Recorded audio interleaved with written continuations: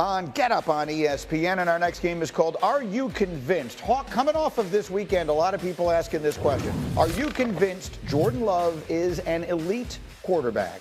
This pains me to say, but I am not convinced. He is not quite in that tier yet. He has to learn to protect the football in these deep moments. And yeah, he was down Christian Watson and other wide receivers, but as a body of work of what we've seen, it's hard to put him in the elite category. Is anyone giving him a break? I kind of tried to cut him some elite quarterback, right? There is an elite tier of money, and he's on. There's a lot of guys who are paid like elite quarterbacks. And that is the definition of an elite quarterback. As a former receiver, that is going to make a lot of guys look bad. Let's keep an eye on that one. Here's the next one. Neek, are you convinced Justin Herbert is an elite? As we did about Jordan Love, is that we are talking like what makes him not elite is 2 playoff games that are unique situations, right? We're going this last one. He doesn't have the talent to support him, and it's a tiny sample size. Like it's 2 playoff games. Okay. Now we're like, this is what we're doing. No one's been in the league 5 years. They only make the playoff. Question wrong. Somebody clear the slate, restart. I got excited, man. I'm sorry. So maybe he's not elite. Okay. He's elite. He's like shocked, not shocked. Shocked and surprised. He's E. Jim, 2 more seasons with Justin Herbert, he will earn the T and the E. I agree. Last one. Jeff, are you convinced Russell Wilson deserves another shot in Pittsburgh? I am convinced. of this. And part of the reason why I say I'm convinced is just who's going to be out there and who you're going to go upgrade to and what does this look like. I'm on the fence with Fields and Wilson, which one I would probably keep. Here's the problem with the conversation. Bad fence. They have to have better players surrounding them, better running backs, better wide receivers. There's a lot of upgrade that needs to happen in the roster building of the Steelers. So I could say. So what you just said. I didn't say Russell Wilson was elite. I just said he needs another chance. So what Pittsburgh. Jeffrey just said is, yeah, keep this guy because I don't know what else is out there. So that's what you said. Not that he. No. I said I'm convinced he deserves another chance. Because you don't know who else they can. No. I know who's out there. I wouldn't go. I don't think it's an upgrade to go get them in that same system. Like if you're telling me Sam Darnold walks in with the same players and does anything more than what Russell Wilson did this year, no chance I'm believing it. Well, they got nada. All of that brings us to the coach. And everyone was waiting to hear what Mike Tomlin would say yesterday at his media availability about his future. We know that he has a no-trade clause in his contract. So yesterday, we have reported that at least one team has reached out to the Steelers to inquire about the possibility of a trade. Mike Tomlin was asked to respond to that yesterday. Here's what he said.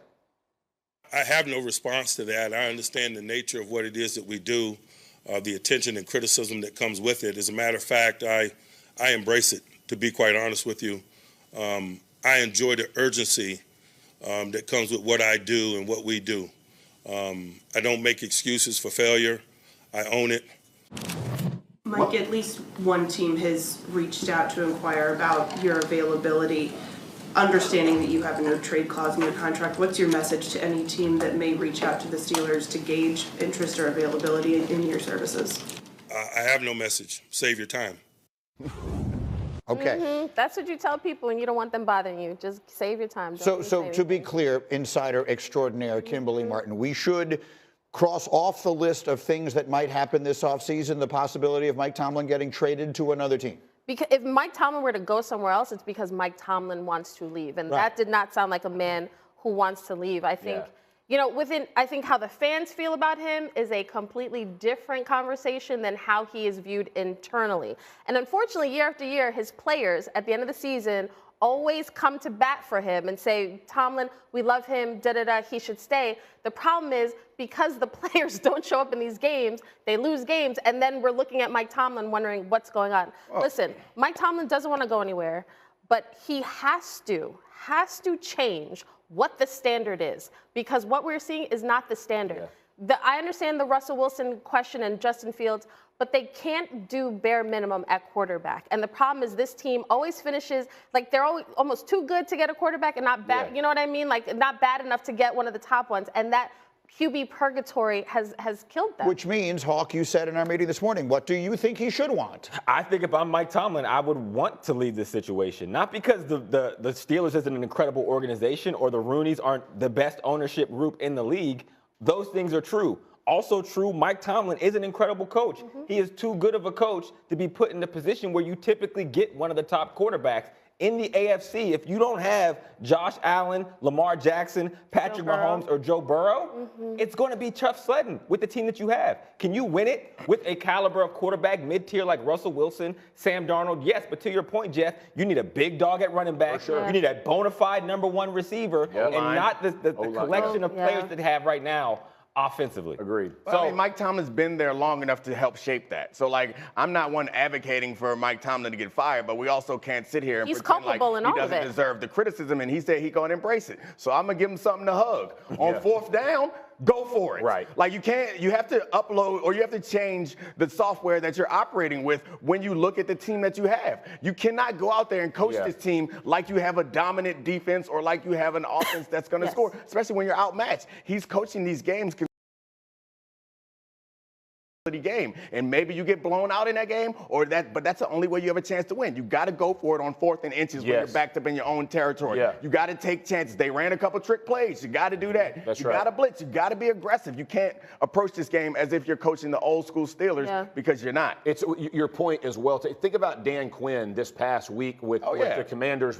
It was all left out on the field. He's going to have to embrace coaching that style of football because, again, he's not good enough anywhere to say we're just going to be dominant. We're going to lay this out and go win games. Set on this. It's much more roster construction than just pure coaching. However, the Matt Canada hanging on to him for that long, culpable, right? Like there's different things that you've done as an organization to hold on that you don't get better that way. And I think when he talked about change, it's going to be interesting to see what the change really is. He always talks about being comfortable with the uncomfortable. And right now they're confusing motion with progress. Tomlin is too good of a coach. He's always going to overachieve with the roster he has. No one came into this season thinking that Russell Wilson and Fields Justin Fields are going to make a double-digit win team going into the playoffs. And had they beat the Ravens, they're rewarded with having to beat Josh Allen. And if they win that game, they're rewarded with having to beat Patrick Mahomes, and they just don't have the firepower at quarterback. Last thing I'll say is this. If you look at the playoff wins, give me C's 27. Give it to them. That the Steelers had since 2015. Look at the quarterbacks they've lost to. They lost to Baker and the Browns and the Jaguars, but Peyton Manning, Tom Brady, take it down. Take it down. 220 and 14. No, man. Look, man. You can't put that Lamar, Josh Allen, Mahomes, Tom Brady, Peyton Manning. It's not really rocket science when you look at it. You're going to need a quarterback in this division. But that Baker year, they lost to Baker the last week of the season, and then they lost that was a in tough the wild card. loss. And you lost to Blake Bortles. Hey, you got to take them down. You got to take them down.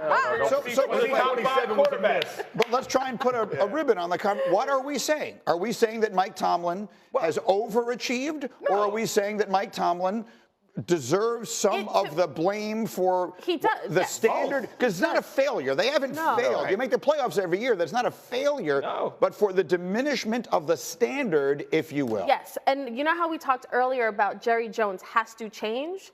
Tomlin and the Steelers have to change because what they've been doing has not worked. And to your point, you keep saying, like, we keep kicking this can down the road. Are we going to have this conversation next year and next year? Like that, they have to do something different. Domonique, you're a very smart man, right? Oh, thank you. That wasn't a question. Yes. Do you know what? So you know. Agreed. You know what lasts forever, right? Nothing.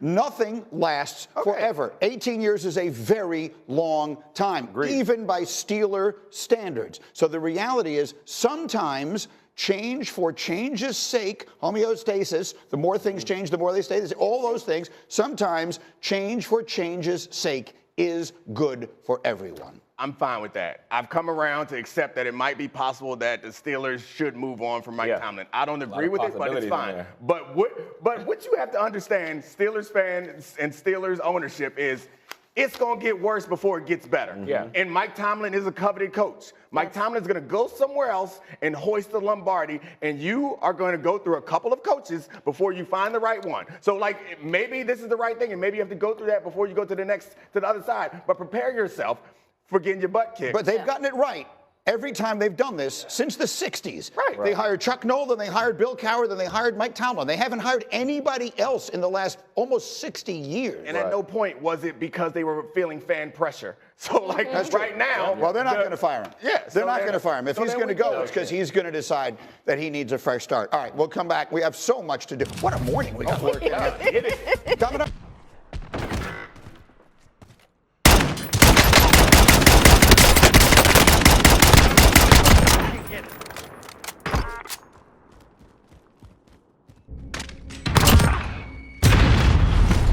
Making us fight for it. Keep at him.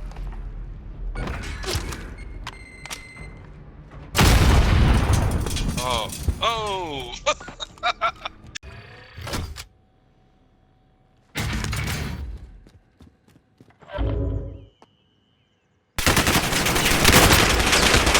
Oh, hit.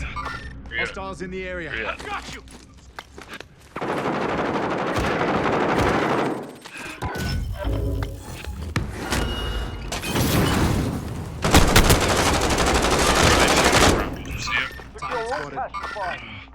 Enemy attack operation. Bring it down. Hey, sorry guys.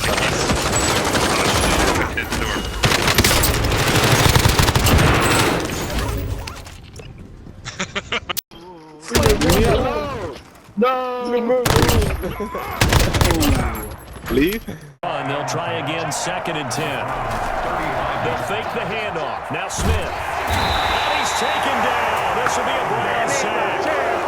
Okay, you know my bias is about to come out here. A lot of people think that the offense is just moving in the wrong direction. I'd say they're moving in the right direction because the defense is pushing them back. Former defensive guy. Now, as a quarterback, 3rd and long, you really got to rally the troops here, don't you? Yeah, you're doing a big way, and what else do you have to look out for?